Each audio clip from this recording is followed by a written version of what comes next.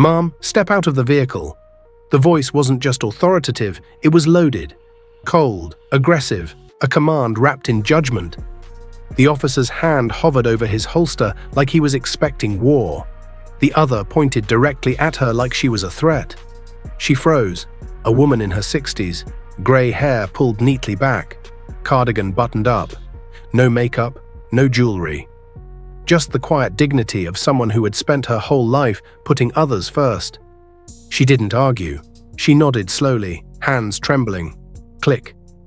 The seatbelt came off, but she didn't move fast. She was careful, controlled.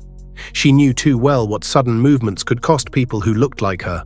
Is there a problem, officer?" she whispered. "There's a stolen vehicle report matching this car," he snapped. "You're being detained until we sort this out." She barely had time to blink before the second officer grabbed her wrist, tight. Too tight. Rough, mechanical, cold steel locked around her wrists with a finality that made her gasp. The scene unfolded in broad daylight, in a quiet suburban neighborhood. On her own driveway, an elderly black woman. Alone. Cuffed, surrounded by armed men with radios and badges, as if her very existence was a threat. I have ID, she said, voice cracking. "It's in my purse. My husband just returned from deployment. Step back, we'll retrieve it," the officer barked, already reaching in. Then everything changed. He paused, stared at the military base pass in his hand like it burned. His voice went flat. "Major General Robert Keane." A second passed. Then came the low, chilling crunch of tires on gravel. A black SUV pulled up, slowly, deliberately. The door opened, and a man stepped out. Not just any man, a 4-star general. Every inch of him screamed power.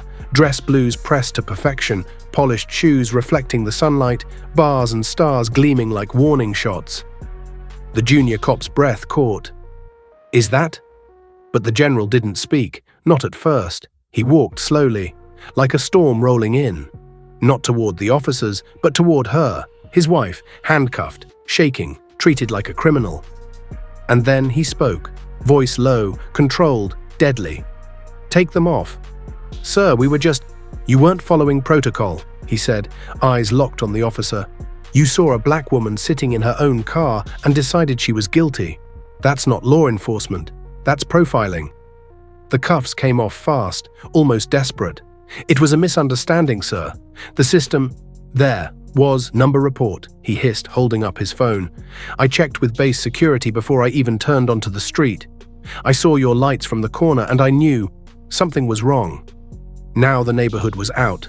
Doors cracked open, phones recording, mothers clutching their children. But this wasn't chaos, this was a reckoning. And then, something no one expected. The woman stepped forward, her wrists were red, her eyes fire. She looked at her husband, but not for protection. "Don't make this about stars," she said, voice unwavering. "Let them see what they did. Let them feel it. Without fear." He turned back to the cops. "What did you see when you looked at her?" he asked. "A suspect? A threat?" He stepped closer.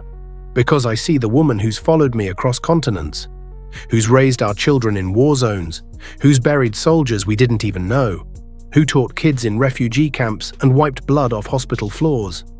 She's the reason I made it home, every damn time." A neighbor dropped her phone. Another whispered, "Oh my God." "You thought she didn't belong here," he continued. "She built here, she carried this family while I wore this uniform. You didn't see a criminal today, you saw a black woman alone. And you let fear and bias make your decision for you."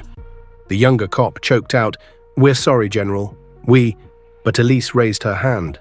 "Don't apologize to him," she said. "Apologize to me. I'm the one you stripped of dignity, in front of my neighbors, my home, my life."